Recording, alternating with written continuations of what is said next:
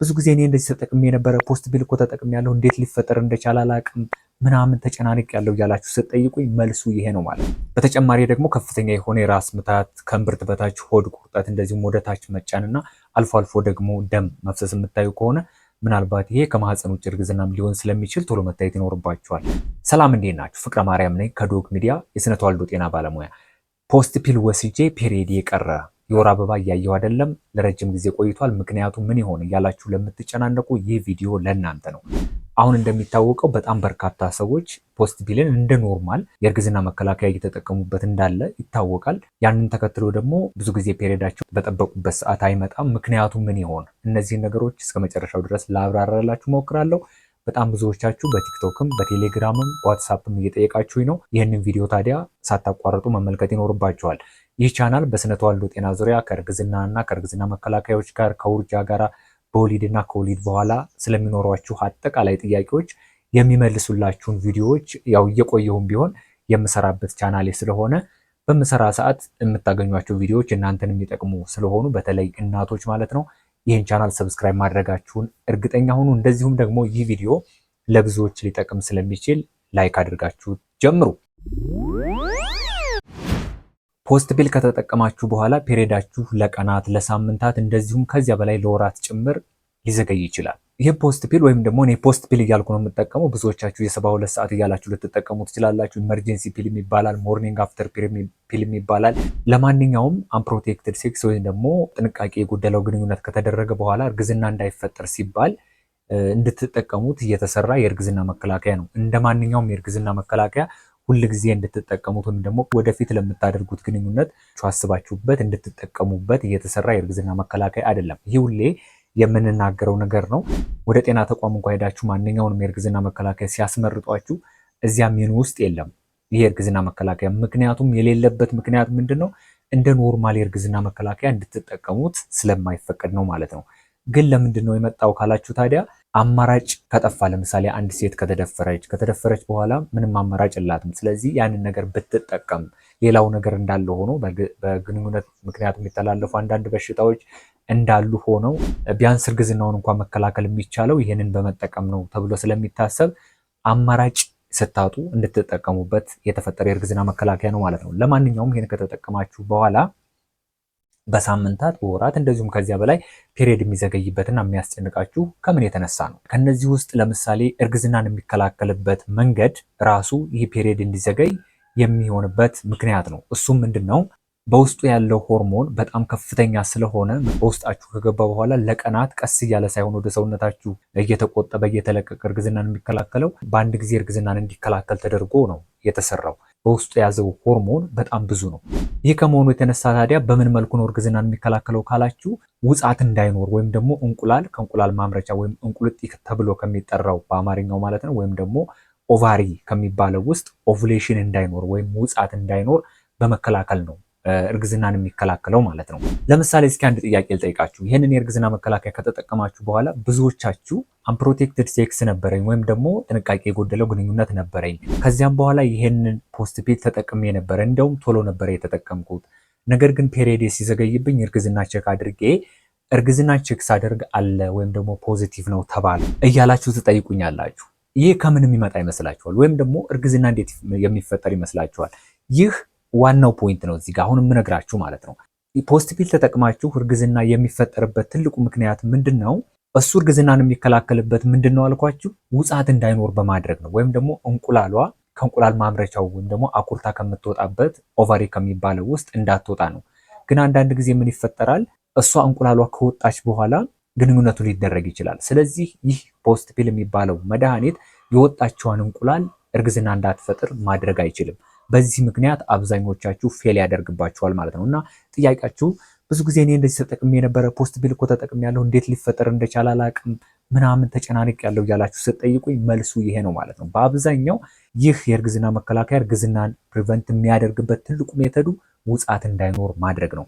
እንቁላሏ ወጥታ እናንተ ግንኙነት ካደረጋችሁ ወይም ደግሞ እንቁላሏ ከወጣች በኋላ ብዙ ቀን ቆይታ እዚያ የወንዱ ነባዘር እየጠበቀች ባለችበት ሰዓት ከሆነ ግንኙነቱ የተደረገውና እናንተ ፖስት ፒል የወሰዳችሁት ምንም መከላከል አይችልም ማለት ነው። ውጻት እንዳይኖር በማድረግ ቀጥቅጦ ነው እርግዝናን የሚከላከለው። ስለዚህ ውጻት እንዳይኖር በማድረግ እርግዝናን ይከላከላል ማለት ምን ማለት ነው?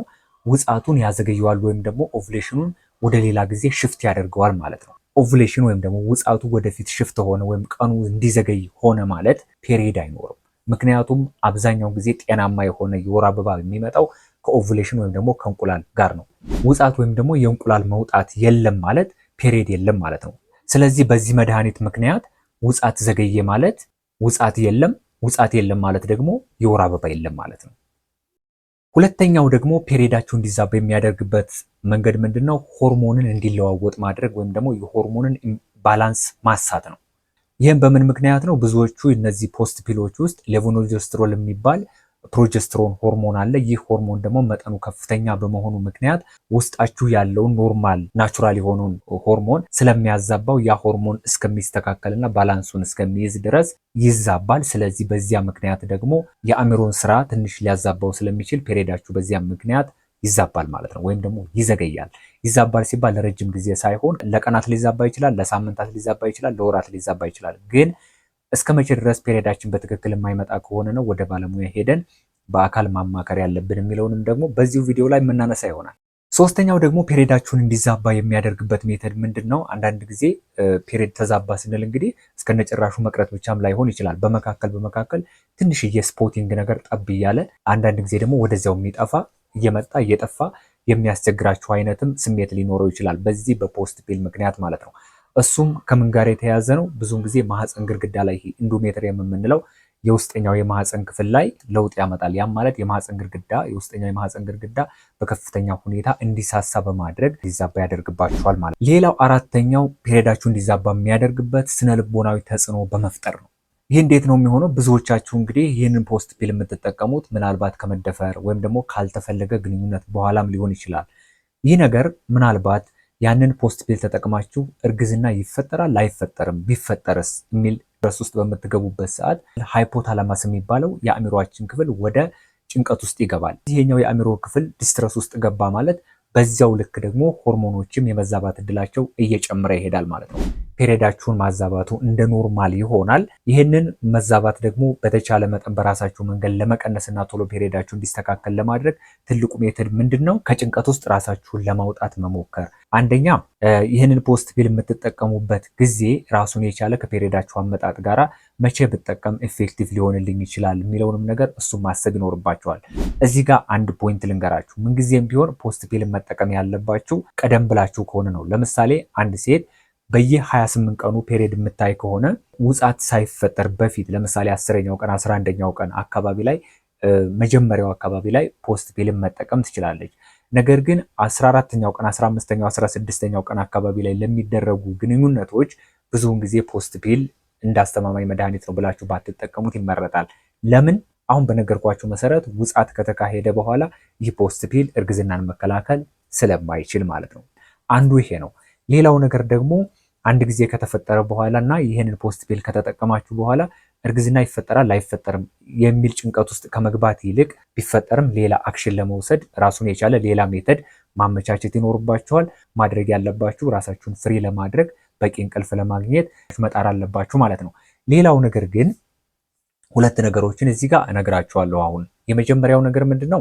ይህም ፖስት ፒል ከተጠቀምኩ በኋላ በፖስት ፒሉ ምክንያት የወር አበባ ሊቀር ይችላል። አዎ ሊቀር ይችላል። ነገር ግን አንዳንድ ጊዜ ቅድም ባልኳችሁ መሰረት ፖስት ፒሉ ፌል አድርጎ እርግዝና ተፈጥሮ ቢሆንስ የቀረው የሚለውንም ደግሞ ከግምት ውስጥ ማስገባት ይኖርባቸዋል።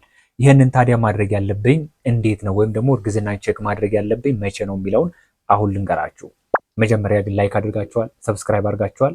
ሰብስክራይብ ላይክ ካደረጋችሁ ዋና ፖይንት ስለሆነ ልንገራችሁ። ፔሪዳችሁ መምጣት ከነበረበት አንድ ሳምንት ካሳለፈ እርግዝና ቼክ አድርጉ።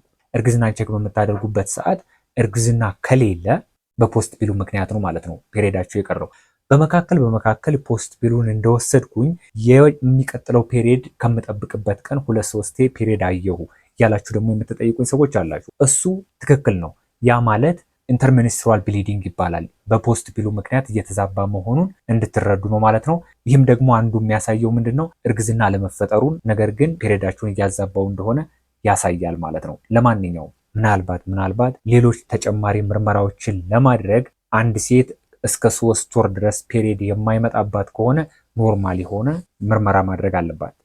በውስጣቸው ሆርሞን ያላቸውን መድኃኒቶች እየተጠቀማችሁ ከ3 ወር በላይ ፔሪድ ባይመጣ ችግር የለውም። ነገር ግን ይሄንን ተጠቅማችሁ እስከ 3 ወር ድረስ በ3 ወር ውስጥ ፔሪዳችሁ የማይስተካከል ከሆነ ቀጥታ ሄዳችሁ በአካል መታየት ይኖርባችኋል ማለት ነው። አንድ ነገር ግን እዚህ ጋር ልንገራችሁ፣ ለማንኛውም ጥያቄ ደግሞ በኦንላይን የምታማክሩኝ ነገር ካለ የቴሌግራም ሊንኬ ከታች አለላችሁ። ቴሌግራም ሊንኬን ተጠቅማችሁ ገብታችሁ የምትጠይቋቸውን ጥያቄዎች በእኔ በኩል የምክር አገልግሎት ማግኘት ትችላላችሁ። በአሁኑ ሰዓት በአካል ሄዳችሁ በሆስፒታል ደረጃ ማማከር የምትችሏቸውን ነገሮች በኦንላይን የሚያልቁ ሲሆኑ በቴሌግራም አማክራችሁ ሶሉሽን ማግኘት የምትችሉባቸውን ሁኔታዎች ስለሚኖሩ ወይም አቅጣጫዎችን ማግኘት ስለምትችሉ በዚያ በኩል ልታገኙ ትችላላችሁ ማለት ነው። አሁን ሰብስክራይብ ካላደረጋችሁ ሰብስክራይብ አድርጉ፣ ላይክ ካላደረጋችሁ ላይክ አድርጉ። እንደዚሁም ደግሞ በተለያዩ ፕላትፎርሞች ላይ ይህንን ቪዲዮ ሼር ብታደርጉት ብዙዎች ይጠቀሙበታል። ባይ ባይ።